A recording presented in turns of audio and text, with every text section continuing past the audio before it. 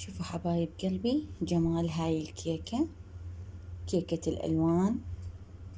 شوفوا الجمال وشوفوا الطراوة اللي موجودة بالكيكة، شيء رهيب، خيال. طعم الليمون طبعا أكيد وياها كوب شاي ويجنن. يلا حبايبي تعالوا وياي نسوي الطريقة السوية. السلام عليكم حبايب، شلونكم؟ شخباركم؟ إن شاء الله تكونون بخير. حبايب قلبي اليوم إن شاء الله راح نسوي كيكة القوز وقزح. شلون قوز وقزح؟ راح نخلي ألوان غذائية بداخل عجينة الكيك. طبعا الكيك راح أسويها قشور الليمون. تمام. نحتاج 4 بيضات، قشور ليمون، ألوان غذائية، نكهة الليمون، 2 فانيلا و2 بيكنج باودر، كوب شكر، نص كوب زيت، كوب حليب، وكوبين ونص طحين منخول. تمام. وطبعا كشمش وجوز للزينة حسب الرغبة. تمام حبايبي، ونبدأ على بركة الله. طبعا أول شي نطق البيض. بسم الله الرحمن الرحيم.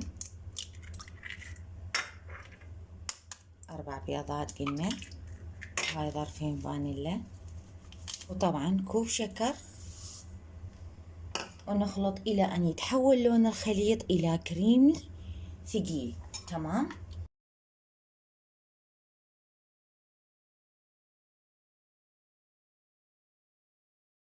هسه حبايب بعد ما تحول الخليط إلى أبيض كريمي، هسه راح أضيف الزيت.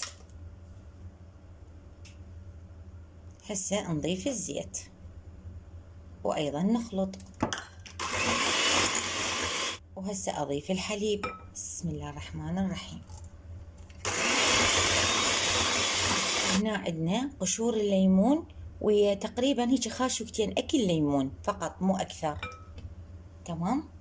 وأيضا نخلط، وهسه نضيف الطحين. بسم الله الرحمن الرحيم.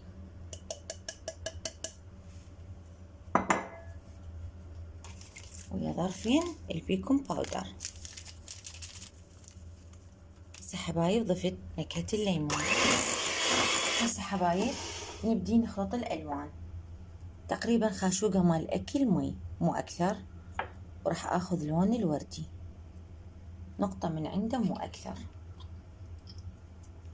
بسم الله. هيك شويونة أخلطهم،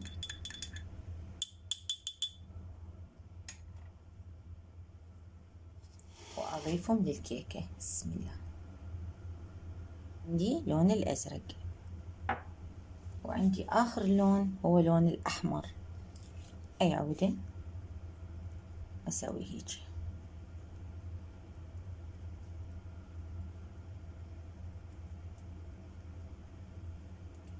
برأيكم يا لون راح يطغي؟ أنا أقول الأزرق احتل المرتبة الأولى. أخلي الكشمش فقط هيك على الوجه، وجوز.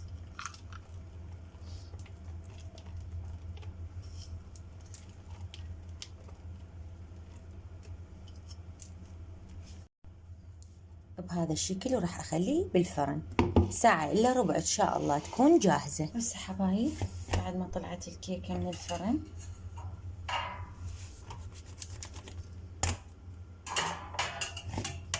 راح نقلبها.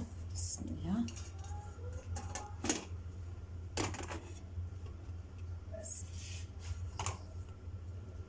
شوفوا جمالها. بسم الله الرحمن الرحيم.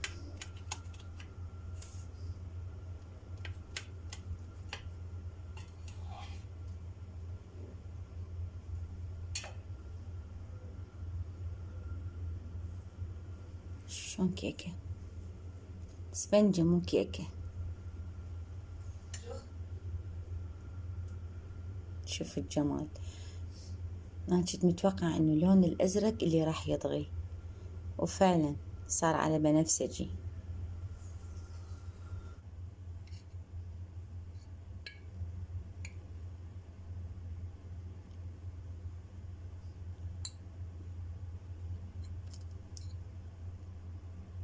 رهيبة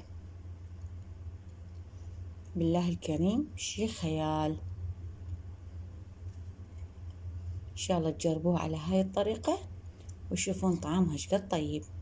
طبعا أكيد الألوان ما ضايفة أي طعم للكيكة، مجرد لون لا أكثر ولا أقل. حبايب قلبي إن شاء الله عجبتكم الوصفة وتجربوها وتشوفون طعمها شقد طيب. سلامكم العافية وشكرا لكم ولمتابعتكم، مع السلامة.